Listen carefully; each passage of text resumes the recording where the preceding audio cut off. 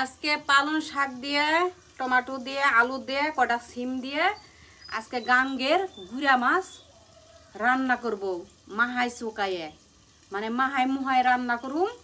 আপনারা দেখতে থাকুন কিভাবে মাখায়ে সব সবজি দিয়ে রান্না করি। দাঁড়িয়েছে এই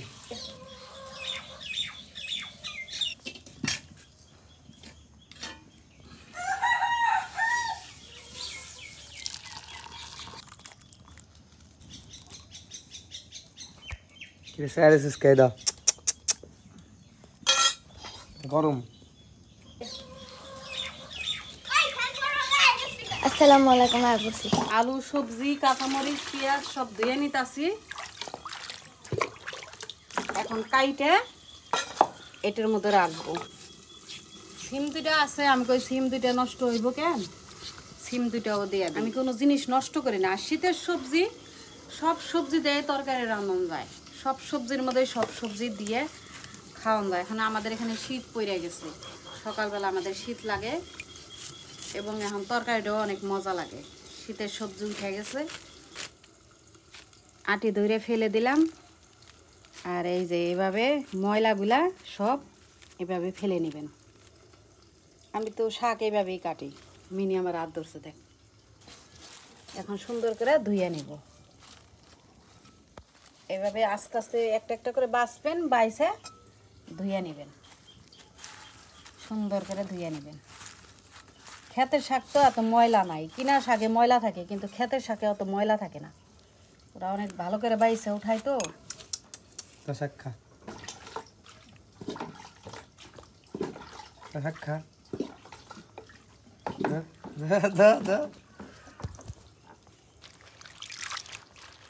মাছ মাংস আছে কিনা আছে কিনা, হ্যাঁ। তারপরে ওই করে কি খাবার খায়। এই যে এতক্ষণ দিলাম খাইলো না, যে গুড় গুড় করা যায়, কেউ কিছু দেয় না। এই তারপরে যে খাওয়া শুরু নষ্ট। ঘরে আমি শুটকি খাওয়াই নিয়ে আসবো। ওই দেখছো দেখছো দেখছো এটা বাই মাছ, মলা মাছ, খোলসা মাছ সব মিলাইয়ে তো ফিরাই পারতাছি না আমি। চাপাটা ধরে থিয়া এই দাদা কেমনে ধরে রাখছে, কেমনি রে লক খায় গেছে নি, এ লক খায় গেছে নি। মাছ পয়সা রে, খা রে খা রে। এই কো শেষ কি মাছ খাই দিয়ে আর খুঁজে তোরে কিন্তু একবার পিটামু।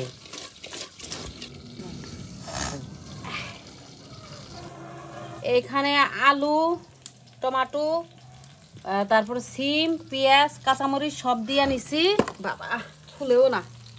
এখানে আদা রসুন জিরে বাইটা দিছি, অল্প করে দিবেন কারণ মা খাই না তরকারিতে।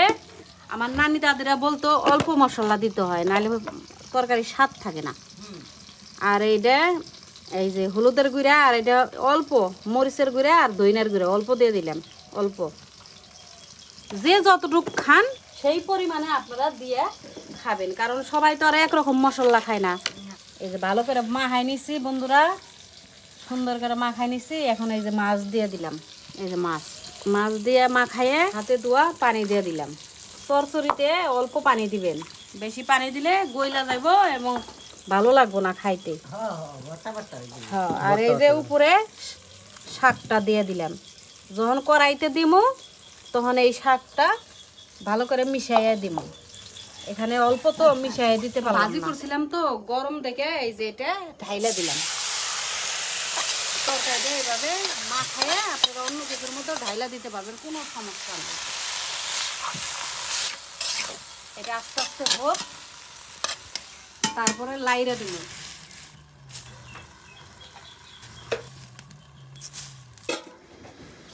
এই যে কেমন লাগতেছে? কঠিন, টমেটোর লেগে আরো ভালো লাগতেছে। আর শাকের জন্য পালং শাকের জন্য পালং শাকের লেগে একটু কম লাগতেছে, আর টমেটোর জন্য বেশি লাগতেছে। টমেটো হলো শীতের খাওয়ান, সেরা খাওয়ান। হ্যাঁ, পালং শাক মজা। তুই পছন্দ করিস না? পালং শাক কবে খাইছি তার মনে নাই, কেমন লাগে তাও জানি না। পালং শাক আমি বেশি আনি না তো, পালং শাক তো কমই আনি, খালি লাউ শাক আর মিষ্টি কদু শাক বেশি খাই। এই যে তরকারি হয়ে গেছে, দেখছেন? এভাবে রান্না করে খাবেন আমার মতো করে, গ্রামের পরিবেশে। আমরা তো গ্রামের মানুষ, গ্রামের পরিবেশে খাই। আজকে রান্না বাড়া শেষ, বাড়া দেখাইলাম না, হয়ে গেছে তরকারি দিয়ে। এইভাবে চরচড়ি করে খাবেন গাঙ্গের মাছ দিয়ে। গাঙ্গের মাছ না পাইলে ক্ষেতের মাছ দিয়ে খাবেন, ক্ষেতের মাছ না পাইলে বাজারের মাছ দিয়ে খাবেন। বাজারে মাছও না পাইলে তা কিসের মাছ দেখাইবো? পাঙ্গাস মাছ দেখাইবো। আজকের মতো রান্না বাড়া শেষ। আল্লাহ হাফেজ, আল্লাহ হাফেজ।